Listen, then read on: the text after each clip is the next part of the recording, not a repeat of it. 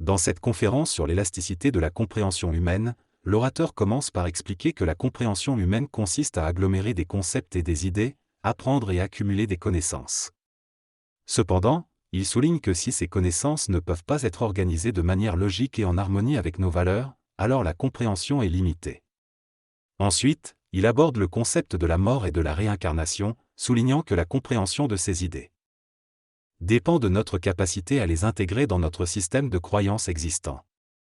Il explique que la compréhension humaine est en constante évolution à mesure que de nouvelles connaissances sont acquises, mais que cela peut entraîner des doutes sur notre compréhension précédente. Il conclut en expliquant que la compréhension est un processus continu, où de nouvelles idées sont intégrées à mesure qu'elles trouvent leur place dans notre cheminement de réflexion. Dans ce texte, l'auteur explique que la compréhension intellectuelle est limitée et sujette à l'erreur. Il affirme que la véritable compréhension est élastique, c'est-à-dire qu'elle est capable d'intégrer de nouvelles idées et expériences. Il discute notamment de la réincarnation, affirmant que l'âme est immortelle et se détache du corps à la mort, pour ensuite continuer son cheminement évolutif en reprenant un nouveau corps. L'auteur souligne que la compréhension intellectuelle ne suffit pas pour comprendre ce concept, il faut l'impliquer dans ses connaissances et sa philosophie de vie. Il indique également que certaines personnes croient que l'homme est créé à partir de substances chimiques et biologiques, mais affirme que cela ne peut pas expliquer la mort de l'âme. Il conclut en disant que la compréhension véritable ouvre de nouvelles portes, mais qu'il faut toujours douter de la compréhension intellectuelle. Dans ce texte, l'auteur parle de la doctrine raélienne et de sa compréhension du cycle de la vie. Selon lui, une seule chance pour les êtres humains de continuer à vivre est de créer un autre être sur une autre planète après la mort du corps physique. Il soutient que les adeptes du mouvement raélien ont compris cette idée et considèrent Claude Vorillon, Raël, comme un prophète. L'auteur met en opposition cette compréhension psychologique avec une compréhension divine ou intelligente, disant que ceux qui célèbrent la mort d'un pape sont des adeptes d'une religion athée basée sur une compréhension psychologique. Il explique également le concept de soif et de boire de l'eau, affirmant que la compréhension vient lorsque les morceaux se placent naturellement et donnent du sens à l'expérience. Finalement, l'auteur conclut que cette compréhension intellectuelle n'a pas beaucoup de valeur, car elle est sujette à des erreurs et des déviations. La compréhension élastique humaine est essentielle pour permettre notre évolution. Si nos concepts sont rigides et immuables, nous ne pourrons pas comprendre autre chose que ce en quoi nous croyons. La compréhension élastique consiste à être ouvert à de nouvelles idées et à remettre en question nos croyances. Cela peut être douloureux, car cela implique de briser nos concepts préexistants. Cependant, si nous restons fermés et inflexibles, la vie se chargera de nous présenter des événements initiateurs qui nous obligeront à changer. Plus nous sommes flexibles dans notre compréhension, plus nous sommes aptes à apprendre et à évoluer. Par contre, si nous sommes rigides, nous risquons de tomber dans le fanatisme ou le sectarisme. Il est donc crucial d'être élastique dans notre compréhension pour continuer à progresser. L'auteur insiste sur l'importance d'avoir une compréhension élastique pour être ouvert aux nouvelles idées et expériences. Il compare cela à l'élasticité d'un muscle, qui doit être capable de s'étirer et de se contracter pour un mouvement complet. Il critique ceux qui s'enferment dans un seul point de vue et refusent de considérer d'autres perspectives. L'auteur souligne également que c'est à chacun de trouver sa propre vérité et de nourrir son propre développement, en explorant diverses sources de connaissances et d'expériences. Dans ce texte, l'auteur souligne l'importance de développer une compréhension élastique dans tous les aspects de notre vie. Il mentionne notamment l'importance de prendre soin de notre corps astral et de notre vitalité, en faisant appel à différents intervenants tels qu'un prêtre, un spiritualiste, un moralisateur et un positiviste. Il explique que l'acupuncture peut guérir certaines maladies en rééquilibrant l'énergie vitale, mais que d'autres formes de médecine, telles que les médicaments chimiques, ont leurs limites.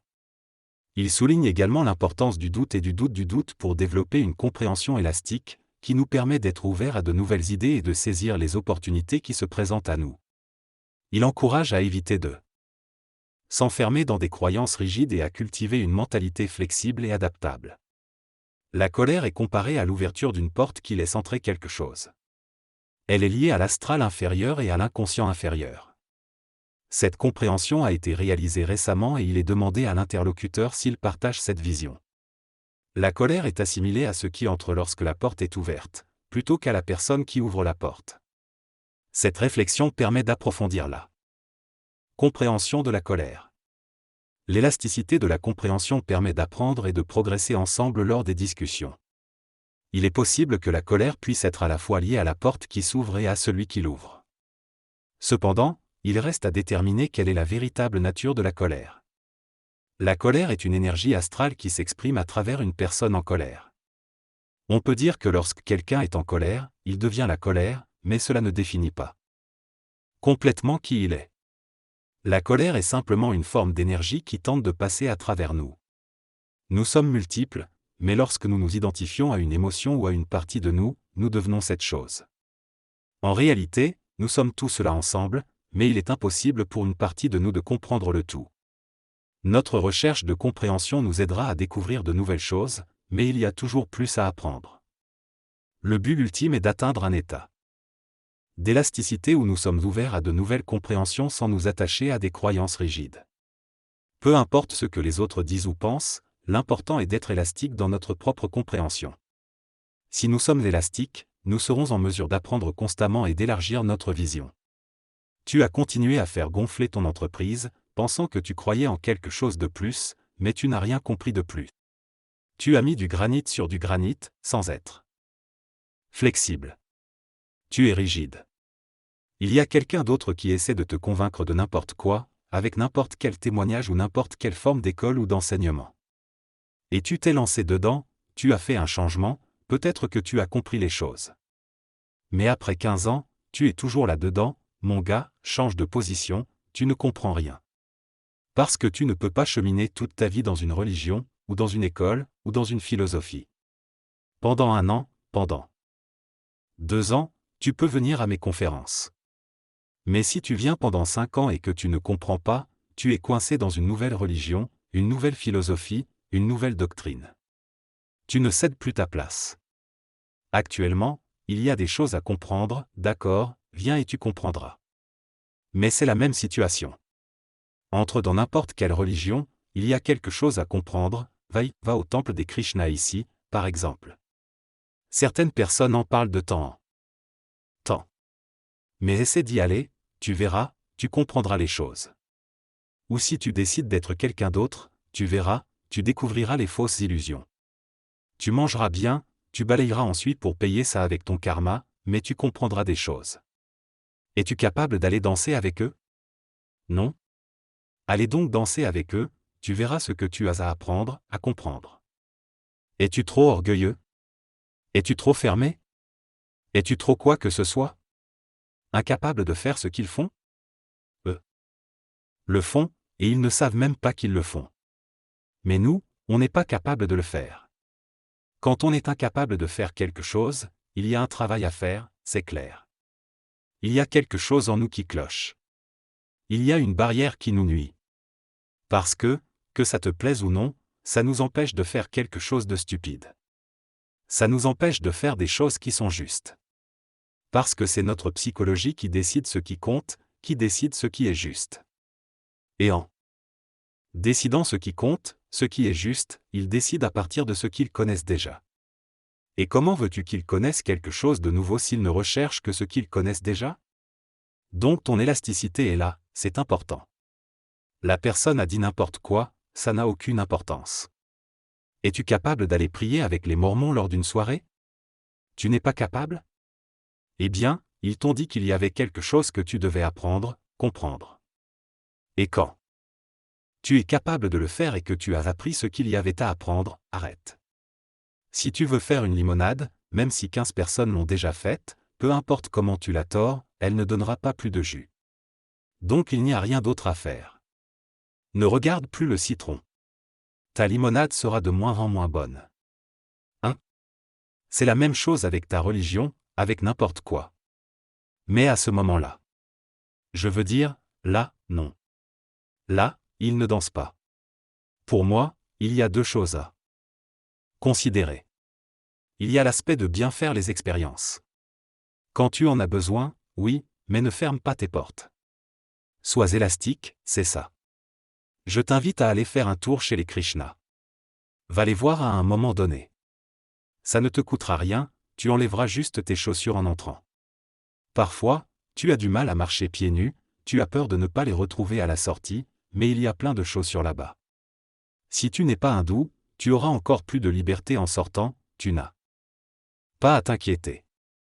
Bien. Mais si tu as du mal à faire une démarche comme celle-là, alors on t'invite à le faire.